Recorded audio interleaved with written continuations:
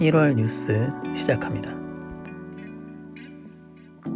지난번에 전해드렸던 마블과 VFX 아티스트 간의 갈등이 확산되고 있습니다. 과거에 마블과 일했던 슈퍼바이저가 언론사와의 인터뷰에서 당시의 경험을 이야기했습니다. 보통 영화 한 편에 1600개 정도의 샷을 사용하는데 그들은 3000개 정도의 샷을 요구했으며 더 짧은 일정을 요구했다고 합니다. 결국 3개월 연속 주 7일 18시간 근무라는 절망적인 전망에 계약을 포기했다고 하네요. 이것이 마블만의 일은 아니고 현재 VFX 업계 전반적으로 근무 환경이 열악해지고 있는 상황이라고 합니다. 부족한 일정과 과도한 업무, 저임금, VFX에 대한 지식이 전혀 없는 클라이언트들의 답답한 요구사항 등의 어려움으로 결국 업계 사람들은 노조를 결성하려는 움직임을 보이고 있습니다. 마블의 경우는 VFX 작업이 거의 끝나갈 무렵에 결말을 바꾸는 일이 종종 있었다고 합니다. 다른 클라이언트들도 종종 이런 요구를 할 때가 있지만 흔한 일은 아니라고 하네요. 결국 재작업을 해야 하는 상황이 만들어지는데 사실 그들이 조금만 빨리 결정했다면 비용과 시간을 아끼고 아티스트들의 스트레스도 줄일 수 있었다고 합니다. 오래전 일이지만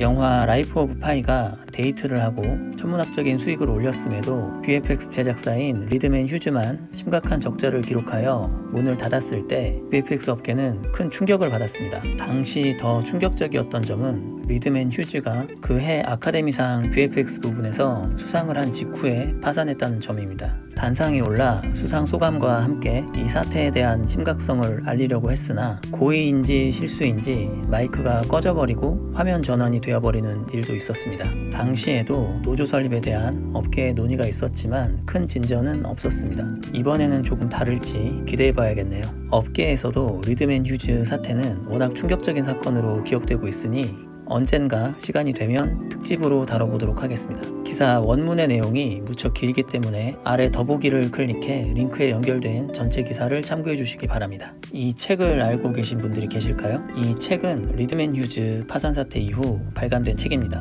최근 VFX 업계의 열악한 근무 환경이 각 나라 언론의 주목을 받으며 과거에 발간됐던 이 책이 다시 관심을 받고 있어 소개해드립니다. ILM 등에서 일했던 아티스트이자 작가인 그레이즈가 출판한 책으로 제목 그대로 VFX 업계의 내부 사정을 다루고 있습니다. 업계 통계를 바탕으로 제작비와 수익, 그리고 왜 업계 제작비가 붕괴하고 있는지에 대한 이야기들을 전해줍니다. 열악한 환경 때문에 업계에 소시오패스가 많을 수밖에 없다는 이야기도 있다고 하네요. 작가가 경제학 학위를 가지고 있는 VFX 아티스트라 업계 상황을 경제학적으로도 풀어서 해석해준다고 합니다. 시간이 좀 지난 책이지만 지금도 큰 흐름은 다르지 않고 최근 다시 화제가 되고 있어 소개해봅니다. 참고로 이것은 절대 광고가 아닙니다. 이런 책이 존재하고 아직도 이야기가 되고 있을 정도로 업계 사람들이 심각한 걱정을 가지고 있다는 것 정도만 알아두셔도 좋을 것 같아서 소개해드립니다. 워너브로스 디스커버리가 설국열차 드라마 시즌4를 제작하지 않기로 결정했다고 합니다. 올해 세계 경제가 침체에 빠질 것이라는 전망이 이어지자 각 OTT 업체들이 비용 절감을 위해 시리즈 제작을 중단하거나 연기하고 있습니다. 다만 경제 전문가들 사이에서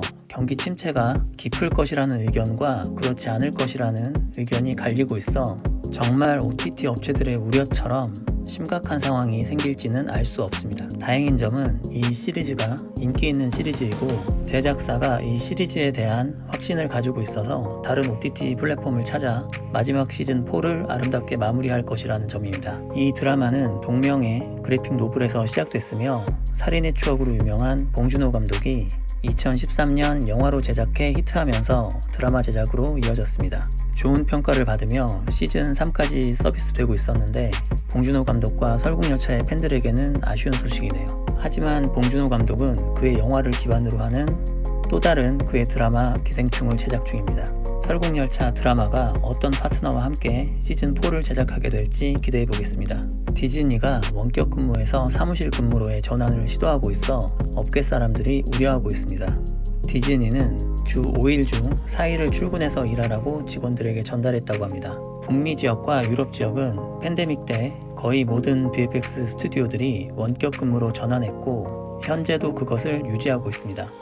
최근 팬데믹 상황이 종료됨에 따라 출근을 요구하는 스튜디오들이 늘어나고 있습니다. 하지만 이미 원격 근무의 많은 장점을 발견한 아티스트들은 출근을 기피하고 있습니다. 원격 근무 덕분에 주거 비용이 저렴한 지역으로 이주해 있던 아티스트들은 다시 비싼 도심가로 돌아가는 것을 무척 부담스러워하고 있습니다. 또한 스튜디오들도 원격으로 채용했던 인력들을 모두 사무실에 수용하려면 더 많은 공간이 필요해 급하게 확장 공사를 하는 등 대책을 마련하느라 바빠 보입니다. 아티스트들은 원격 근무가 더 효율적이라는 것이 통계상으로 증명됐고, 아티스트들도 주거 비용과 출퇴근 비용을 아끼고 스튜디오들도 임대료를 아낄 수 있는데 대체 왜 출근을 요구하는지 모르겠다는 합리적인 이야기를 하기도 했습니다. 아티스트들이 출근을 요구하는 스튜디오들을 기피하려는 움직임도 있어 이것이 대규모 이직으로 이어질 수도 있을지 지켜봐야겠습니다. 오토데스크와 D&EG 스튜디오가 각자 오픈소스 플레이어 RV와 X 스튜디오를 발표했습니다. 원활한 협업을 위해 오픈소스 어플리케이션이 필요하다는 공감대는 어느 회사나 동일한 것 같습니다. 그동안 더 좋은 기능을 가진 유료 플레이어를 사용하는 회사와 비용 절감을 위해 무료 플레이어를 사용하는 업체 간의 호환성이 문제가 됐었던 것 같습니다. 또한 외부 플레이어를 내부 파이프라인에 통합하는 과정에도 문제가 있었던 것 같습니다. 결국 각 업체들이 본인들이 원하는 기능이 있는 오픈소스 플레이어를 경쟁적으로 개발해 대중화시키기 위해 발표했습니다. 오픈소스 어플리케이션이 늘어나는 것은 좋은 일이지만 한편으로는 어플리케이션이 너무 많아지면 호환성이 어떻게 좋아질 수 있을까 하는 의문도 생깁니다. 결국 둘 다 사용해보고 더 좋은 쪽을 골라야겠네요. 자세한 내용은 해당 기사를 참고해 주십시오. 이번 달은 VFX 노조 관련 뉴스가 폭발해서 정리하느라 시간이 많이 걸렸네요. 세계적으로 영상산업과 VFX 산업의 제작 환경이 열악해지는 분위기에서 OTT 산업의 성장과 함께 조금씩 좋아지는 분위기로 바뀌었으면 좋겠네요.